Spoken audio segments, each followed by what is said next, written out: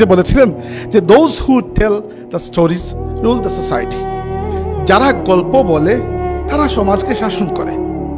সমস্যা হচ্ছে বাংলাদেশের রাজনীতিতে ইসলামপন্থীদের সবচেয়ে বড় চ্যালেঞ্জ হচ্ছে এদের কাছে কোনো অকাট্য শক্ত গল্প নাই। মনসুর একটা কথা চমৎকার বলেছেন। আমি মনসুর বলছি কারণ সে আমার বয়সে ছোট, লেখাপড়ায় জুনিয়র। ঢাকা ইউনিভার্সিটিতে আমরা একসাথেই ছিলাম, কিন্তু সে আমার চেয়ে 1-2 বছরের জুনিয়র হবে হয়তো। যেটি বলছিলাম যে তিনি বলেছেন যে ইসলামকে একটা প্রজেক্ট হিসাবে দাঁড় করানো। তিনি সৈয়দ আহমদ শহীদ বেল্লভী রহমতুল্লাহ আলাইহির উদাহরণ দিয়েছেন, পারফেক্ট উদাহরণ। তো ইসলামকে একটা প্রজেক্ট হিসাবে দাঁড় করানোর জন্য আপনাকে প্রথমে বুঝতে হবে যে ইসলাম হাওয়ার মধ্যে ভেসে থাকা কিছু নয়, আমি আপনিই তো ইসলাম।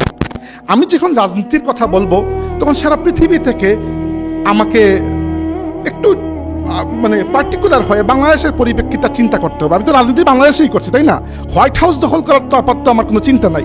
তাই বাংলাদেশের এই যে ভূখণ্ড, এই ভূখণ্ডের জনগণ, এদের একটা ইতিহাস আছে না, একটা ঐতিহ্য, একটা সভ্যতা, সব কিছুই আছে।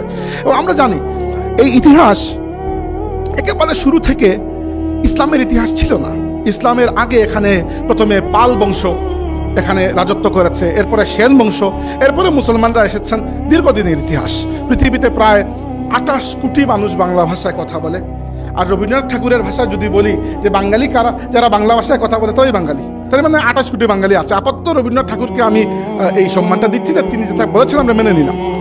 ওকে, তাইলে 28 কোটি বাঙালি মানুষ একটা জাতি হিসাবে যদি নিজেকে কল্পনা করে, যে জাতি কিভাবে তৈরি হয়, আমি কিছু আলতু ফালতু কথা বলতেছি, পরে এগুলা আমি মিলাবো একসাথে, তখন আপনি বুঝতে পারবেন। আপাতত একটু বিরক্ত হয়ে শুনে নেন।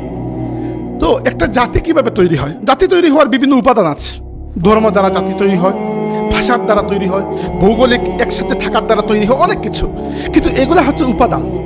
এগুলা নিজেরা একটা জাতিকে তৈরি করতে পারে না। জাতি তৈরি হয় একটা ইচ্ছার মাধ্যমে। কিছু মানুষ যখন বলে যে আমরা একটা জাতি হব, তখন থেকে তারা জাতি। এছাড়া উপাদান যদি একই হয় তবুও জাতি তৈরি হতে পারবে না, যদি না তারা নিজেদেরকে একটা জাতি মনে করে। এই তখন দেখবেন আমেরিকার সংবিধান কিভাবে শুরু হয়েছে, we hold this truth two B self evident that all men R created equal. আমরা এই সত্যকে স্বীকার করছি যে সব মানুষকে একইভাবে সৃষ্টি করা হয়েছে। আমরা কারা? আমরা হচ্ছে আমেরিকায় যারা থাকে তারা তো নিজেদেরকে আমরা বলেছে। তার মানে কি? তারা নিজেদেরকে একটা অথরিটির জায়গায় রেখে এটা সত্যায়ন করছে যে আমরা এই সংবিধান তৈরি করলাম, দেশ তৈরি করলাম। মানে কি? তারা ইচ্ছা প্রকাশ করেছে যে আমরা একটা জাতি হিসাবে আবির্ভূত হব। একইভাবে বাংলাদেশের সংবিধানে দেখেন, আমরা বাংলাদেশের জনগণ 1971 সালে এই করিয়া সেই করিয়া জাতি আছে না? তো আমরা, এই যে আমরা কথাটার মধ্যে অনেক বড় কিছু লুকায়িত আছে, যে আমরা নিজেদেরকে একটা জাতি হিসাবে দুনিয়াতে উপস্থাপন করার ইচ্ছা পোষণ করেছি।